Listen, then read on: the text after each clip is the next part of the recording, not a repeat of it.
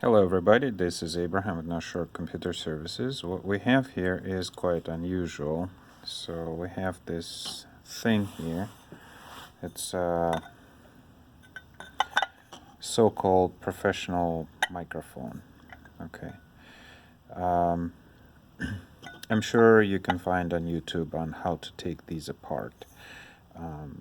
Basically there's two screws and one under a little cover in the main mounting area.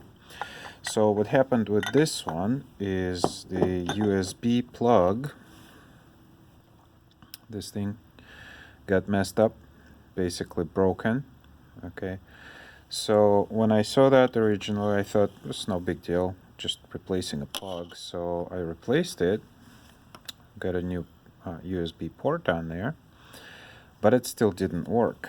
And the oddest thing is that the light here flashes. So obviously power does go to the circuit, but it doesn't get recognized by the computer. And this thing gave me a run for my money. I knew there was supposed to be something else going on, so I looked close and I found that this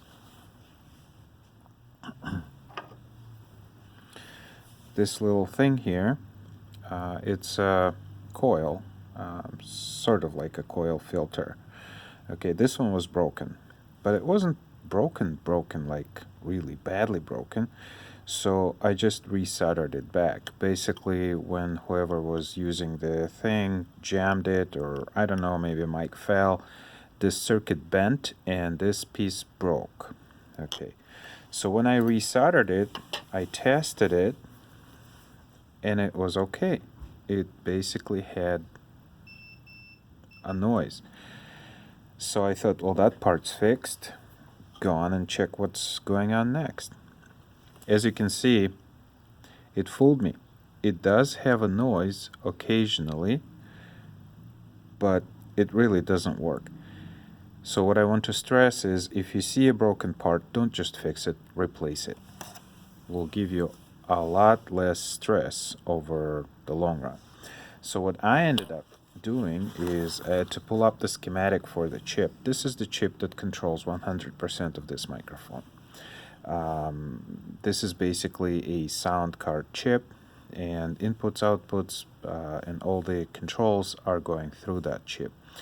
There's a little amplifier to output the signal through the headphones, but in general, this is the chip that does it. So I thought, what must be happening is the chip isn't getting any power. So through the schematic, I found that, let's see, this is where it's, this one is contact 23 is the power for digital circuitry on a chip. Oddly, analog circuitry works just fine. It has a separate power feed.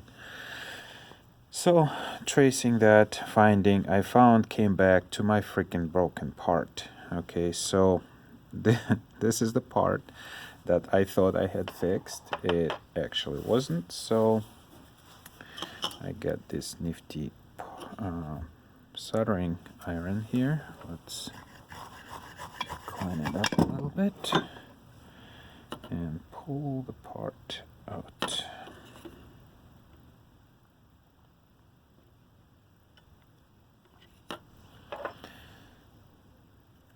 Okay, see, it seems okay, but it's not. It doesn't work.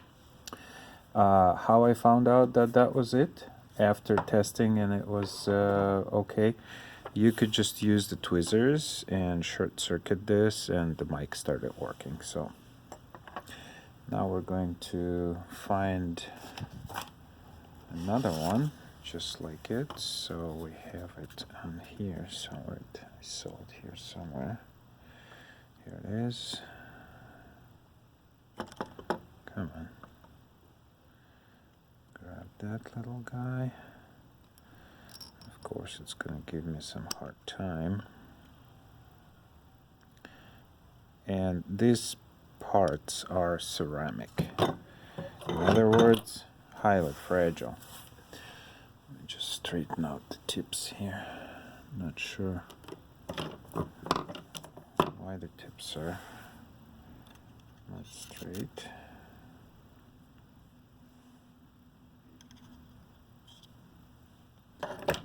All right.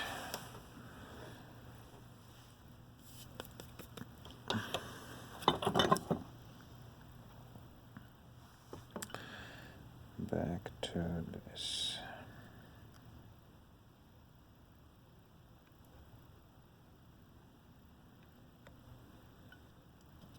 Okay. Now these parts can handle quite a bit of heat, so because they're ceramic, you don't have to worry about overheating them. So let's check to make sure this thing is operational, and it sounds good. Gonna place it back in the circuit like so, and I'm not gonna use that iron that I used to pull it out. Oh, come on. Let's use a different one to put it back in. And doesn't matter which way it goes up. There is no up or down for these parts. On resistors, where you have the numbers and stuff on them, you want to put those numbers up.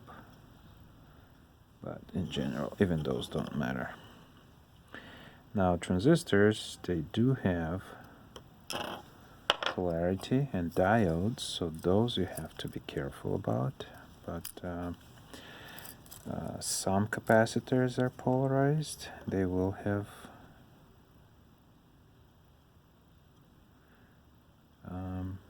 minus usually indicated.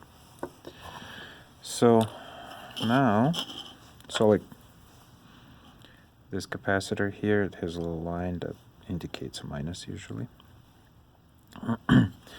Now, let's see. Now I know the circuit by heart. So this is where the plus is, and it's supposed to make contact. Now it makes perfect noise. So let's plug it in to our USB. And as you can see, the circuit is not, the rest of the circuit for the mic is not necessary just to run test whether it's operational or not. Those are just inputs and controls.